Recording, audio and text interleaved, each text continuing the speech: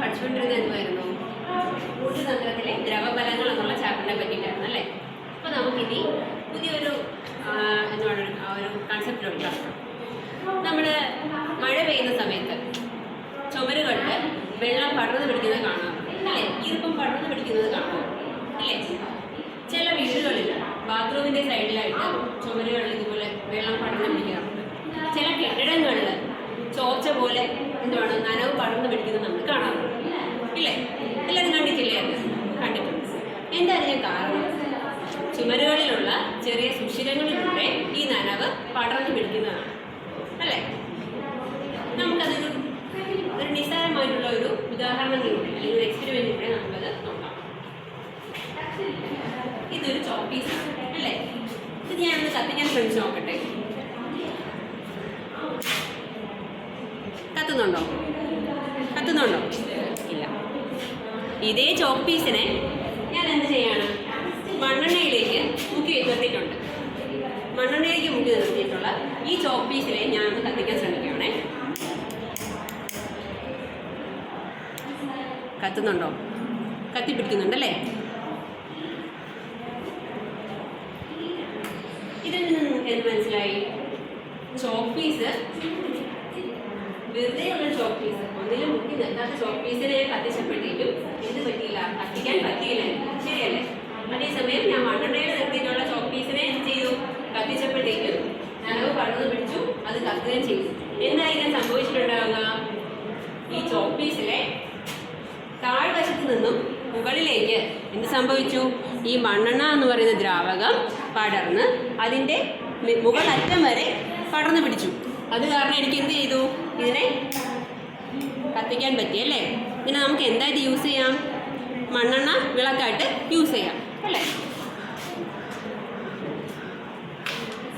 ചോക്കിലേക്ക് നനവ് പടർന്നു പിടിക്കുന്നത് നമുക്കൊന്ന് കണ്ടാലോ? ചോക്കിൽ എന്തുണ്ട്? സൂക്ഷ്മ സുഷിരങ്ങളുണ്ട് അല്ലേ? അതിലേക്ക് നമുക്ക് ഞാൻ ഇതിനെ വെള്ളത്തിലേക്ക് ഒരു തുള്ളി മഷി കലർത്തിയിട്ടുണ്ട്.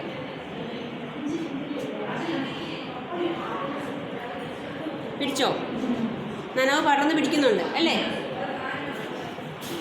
ചോക്കിലുള്ള സൂക്ഷ്മ സുഷിരങ്ങളിലൂടെ എന്ത് സംഭവിച്ചു? നനവ് താഴറ്റം മുതൽ മുകളറ്റം വരെ പടർന്നു പിടിച്ചു അല്ലേ? ഇനി ഞാൻ നിങ്ങളോട് ഗ്രൗണ്ടിലേക്ക് ഒന്ന് ഓടാൻ പറയാം. ഒരു റൗണ്ട് ഓടി നിങ്ങൾ രണ്ട് റൗണ്ട് ഓടി, മൂന്നാമത്തെ റൗണ്ട് ഓടി നിങ്ങൾ വളരെയധികം ക്ഷീണിച്ചു അല്ലേ? നിങ്ങൾക്ക് ക്ഷീണം വരും. കൂടെ തന്നെ നിങ്ങൾ എന്ത് ചെയ്യും? വിയർക്കുകയും ചെയ്യും. വിയർക്കുമ്പോൾ നിങ്ങളോട് ഞാൻ പറയുകയാണ്, ഞാൻ നിങ്ങൾക്ക് രണ്ട് സാധനം തരുവാണ്. ഒരു പ്ലാസ്റ്റിക് ഷീറ്റും ഒരു ടിഷ്യൂ പേപ്പർ അല്ലെങ്കിൽ ഒരു കോട്ടൺ തുണി തരുവാണ്. നിങ്ങൾ ഏതായിരിക്കും യൂസ് ചെയ്യുക? കോട്ടൺ തുണി അല്ലെങ്കിൽ ടിഷ്യൂ പേപ്പർ ആയിരിക്കും നിങ്ങൾ യൂസ് ചെയ്യുന്നത്. എന്തായിരിക്കും കാരണം? ഈ ടിഷ്യൂ പേപ്പർ അല്ലെങ്കിൽ കോട്ടൺ തുണിയിൽ സൂക്ഷ്മ സുഷിരങ്ങളുണ്ട്.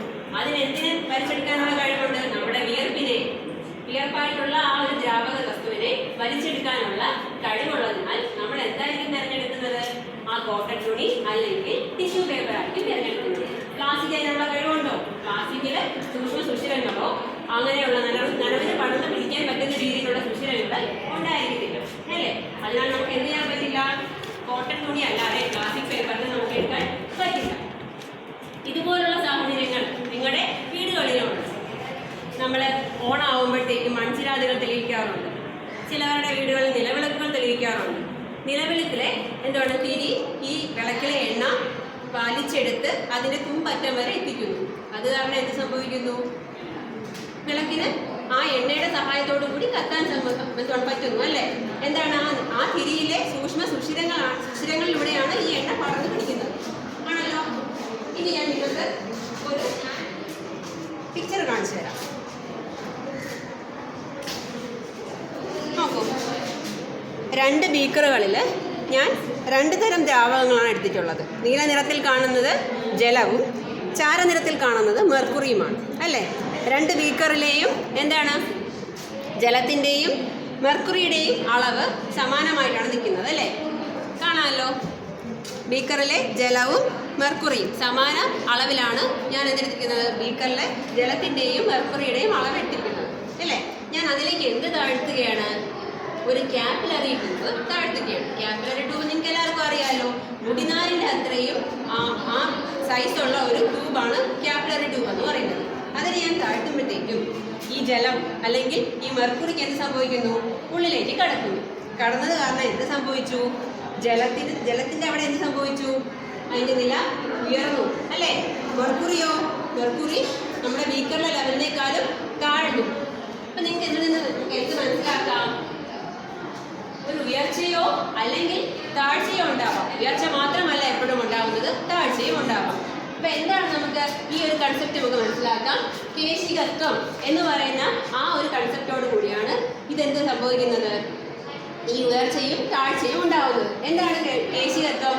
ഒരു നേരിയ കുഴലിലോ സൂക്ഷ്മ സുഷിരങ്ങളിലൂടെയോ ദ്രാവകങ്ങൾ സ്വാഭാവികമായി ഉയരുകയോ താഴുകയോ ചെയ്യുന്ന പ്രതിഭാസമാണ് കേശികത്വം അഥവാ ക്യാപിലാരിറ്റി.